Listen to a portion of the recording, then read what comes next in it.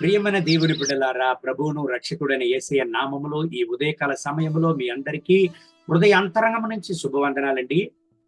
ఇర్మియా ప్రవక్త గ్రంథం 30వ అధ్యాయం 17వ వాక్యాన్ని చదువుకుని ఈ రోజు కొరకు మనము ప్రార్థన చేద్దాం. వారు ఎవరునూ లక్ష్య పెట్టని సియోననియు వెలివేయబడినదనియు నీకు పేరు పెట్టుచున్నారు. అయితే నేను నీకు ఆరోగ్యము కలుగు చేసేదను, నీ గాయములను మన్పెదను. ఇదే యెహోవా వాక్కు. దేవుని బిడ్డలారా, దేవుడు తన యొక్క ప్రజలైన ఇజ్రాయేలు ప్రజలతో పలికినటువంటి యొక్క గుణపరిచేటువంటి, ఉత్తేజపరిచేటువంటి ఉత్తమమైన ఉన్నతమైన దేవుని వాక్యం.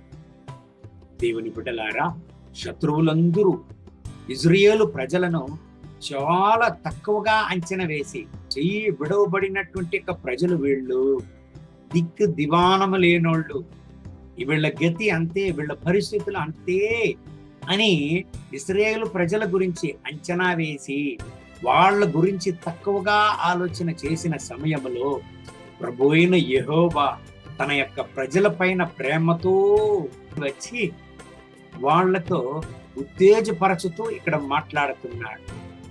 నువ్వు చెయ్యి విడవబడినటువంటి ప్రజలని శత్రువుల చేత అంచనా వేయపడుచున్నాడు, కానీ నేను మిమ్మల్ని విడువను, మీ గాయాలను మాన్పి మీకు ఆరోగ్యము కలుగు చేసి మీ గాయాలను మాన్పెదనని దేవుడు అంటున్నాడు. ప్రియమైన దేవుని బిడ్డలారా, పిలువబడిన దేవుని బిడ్డల్ని దేవుడు ఎన్నటికీ చేయవదలడండి. కారణం, ఆయన నామమును ఆయన ప్రజలకు ధరించి ఉన్నాడు. ఆకాశము భూమి గతించిపోవును గాని ఆయన మాటలలో ఒక పుల్లైన గతించిపోదండి. ప్రియమైన దేవుని బిడ్డలారా, దేవుని ప్రజలతో దేవుడు ఉత్తేజపరుస్తూ మాట్లాడుతున్నాడు. ఆరోగ్యమును మీకు కలుగు చేసి మీ గాయములను మాన్పెదను అని. ఈ ఉదయకాల సమయంలో దేవుని బిడ్డలారా,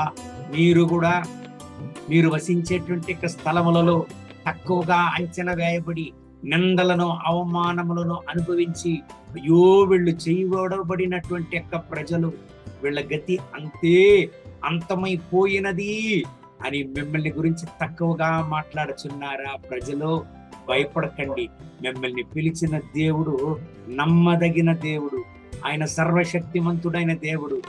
ఆయన మిమ్మల్ని చేయి వదలడు, ఆయన మిమ్మల్ని విడువడు, ఎడబాయడు. కారణం, ఆయన ప్రేమ ఎన్నటికీ మారదండి. ఎందుకండి దేవుని ప్రజలకు ఇటువంటి పరిస్థితి వచ్చినది? తక్కువగా శత్రువుల చేత అంచనా వేయబడ్డారు. దేవుడు తన యొక్క ప్రజల పాపము నిమిత్తము వాళ్లను శిక్షించాడు. ఎందుకండి ఆయన శిక్షించాడు? తిరిగి వాళ్లను సరి అయిన మార్గములో తేవాలని. కానీ అటువంటి యొక్క పరిస్థితుల్లో వాళ్లకు విరుద్ధమైనటువంటి ప్రజలందరూ కూడా పిలువబడిన దేవుని ప్రజలను తక్కువగా అంచనా వేసి అవమానపరిచారు. అంత మాత్రాన దేవుడు దేవుని ప్రజలను చేయి వదలలేదు. దేవుని బిడ్డలారా, నీతిమంతుడు 7 సార్లు పడినా లేచుకొనును అని దేవుని వాక్యం ఉన్నది. మీ యొక్క జీవితంలో కూడా మీరు శిక్షింపబడు నిమిత్తము, దేవుని చేత మీరు శిక్షింపబడే నిమిత్తము నిందలను, అవమానములను, పోరాటములను మీరు అనుభవిస్తున్నారా? భయపడకండి. ఈ దేవుని వాక్యం మిమ్మల్ని వెతికి వస్తున్నది.